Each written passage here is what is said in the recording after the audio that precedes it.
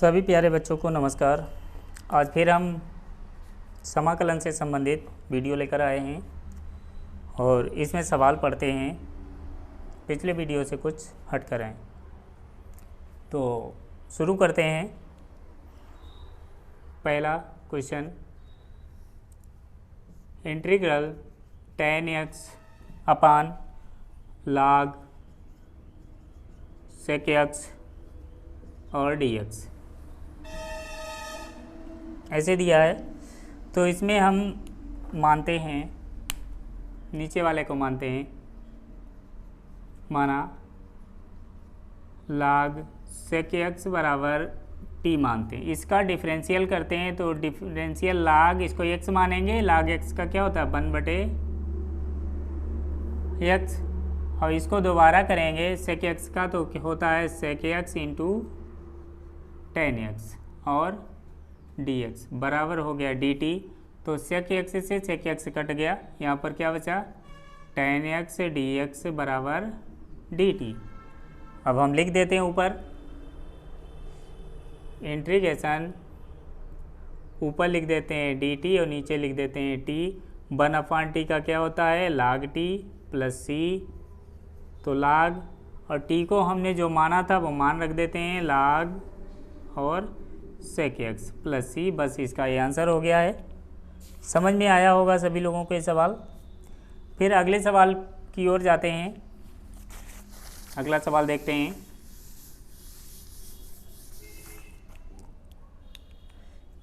कहता है दूसरे सवाल में इंटीग्रल sin 2x और नीचे sin 5x और sin 3x और dx। अब इसको देखते हैं थोड़ा सा, इसमें हमें कुछ जोड़ना घटाना है। तो कैसे जोड़ते घटाते हैं देखिए।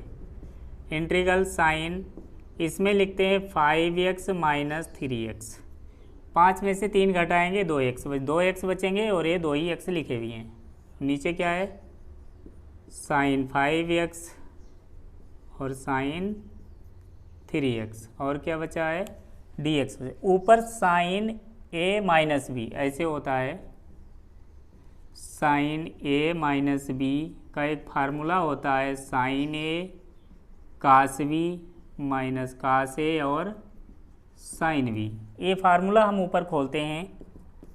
Integral sine 5x cos 3x sine a cos B minus cos 5x और साइन 3x।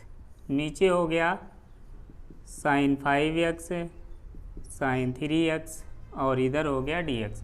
अब हम सबके साथ में इंटीग्रल लगाते हैं, सबके साथ dx लगाते हैं और सबको अलग करते हैं। कैसे अलग करते हैं देखिए। Integral sine 5x cos 3x बटे साइन 5x और साइन 3x और हो गया dx। फिर minus cos 5x sign 3x और नीचे हो गया साइन 5x और साइन 3x और dx हो गया। अब देखो इसमें जो कटता उसे काट दो। साइन 3x से साइन 3x कट गया और इसमें साइन 5x से साइन 5x कट गया। ठीक है, तो अब क्या बचता है यहाँ पर इंटीग्रल कास 3x बटे साइन 3x और dx माइनस यहाँ पर भी बचा कास 5x बटे साइन 5x और dx।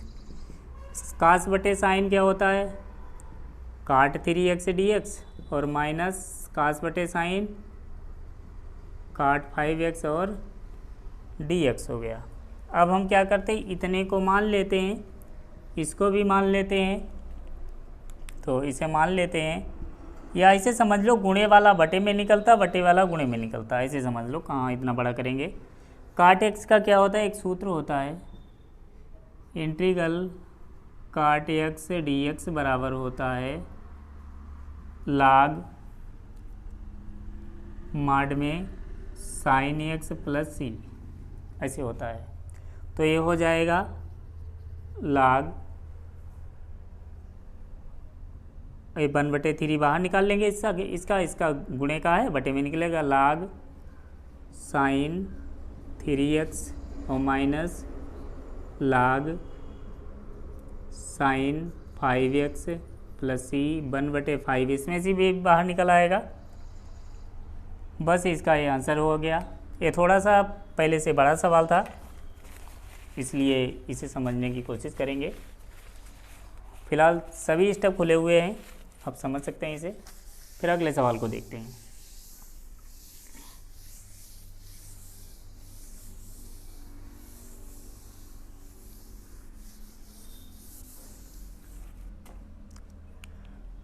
फिर अगला सवाल देखते हैं। Integration sec x dx, sec x dx नीचे दिया है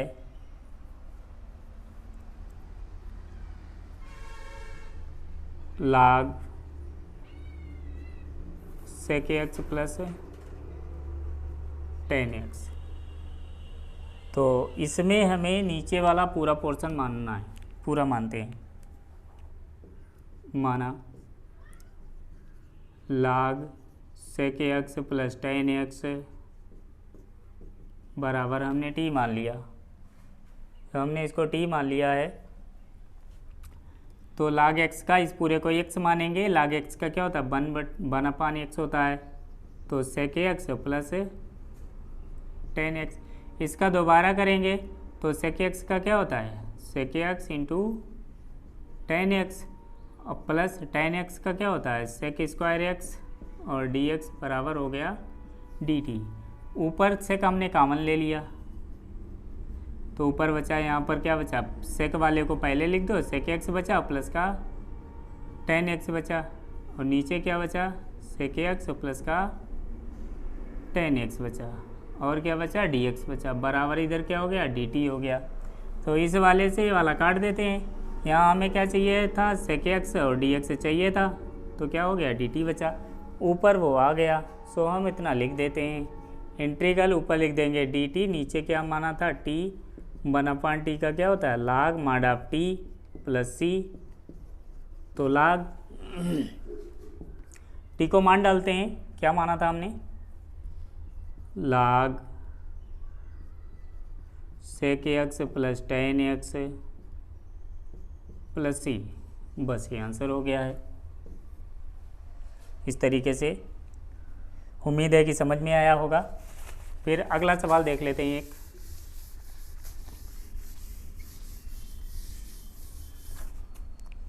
एक सवाल, इंटीग्रल sec की पावर 7x और sin x और dx। इस सवाल को सॉल्व करना है, तो इसे लिखते हैं। देखो पहले सही से, पहले तो इसे सही लिखा होना चाहिए, क्योंकि इसे sec हम मान लें, साइन कभी नहीं आएगा। तो इसे लिखते हैं sec 5x into sec x into sec x, 5 6 7, sec की पावर 7x हो गई, और कितना हो गया, sin x, और क्या हो गया, dx हो गया। sec की पावर 5x हो गया, ऊपर क्या लिखते हैं, sec x लिखते हैं। sec को लिख सकते हैं 1/cos x, और ऊपर हो गया sin x और dx। sin/cos है तो यहाँ पर tan बन गया। इंटीग्रल sec x, इसमें इसे पावर लगा दो ऊपर, sec x sin/cos क्या होता है, tan x और dx। अब हम किसको मान लें, इस वाले sec को मान लें, तब ये दोनों आ जाएंगे। देखो माना sec x बराबर t, तो sec x का क्या होता है, sec x into tan x, और dx बराबर dt हो गया। तो अब लिख देते हैं इंटीग्रल, इसको हमने t माना, t की पावर पाई 5 हो गई, और इसकी जगह पर हम लिख देंगे dt। तो अब कितना हो गया, t की पावर 5 प्लस 1, नीचे 5 प्लस 1 प्लस c हो गया। तो t की पावर 6/6 प्लस c। तो t का मान डाल देते हैं। t का मान कितना हमने माना था, 1/6, और sec 6 की x प्लस c, बस ये आंसर हो गया। उम्मीद है कि ये सवाल आपको समझ में आया होगा।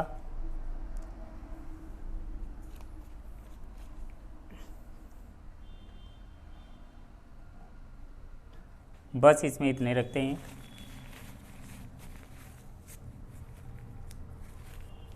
अगले वीडियो में आपको और इसके क्वेश्चन प्रोवाइड कराएंगे। Thank you.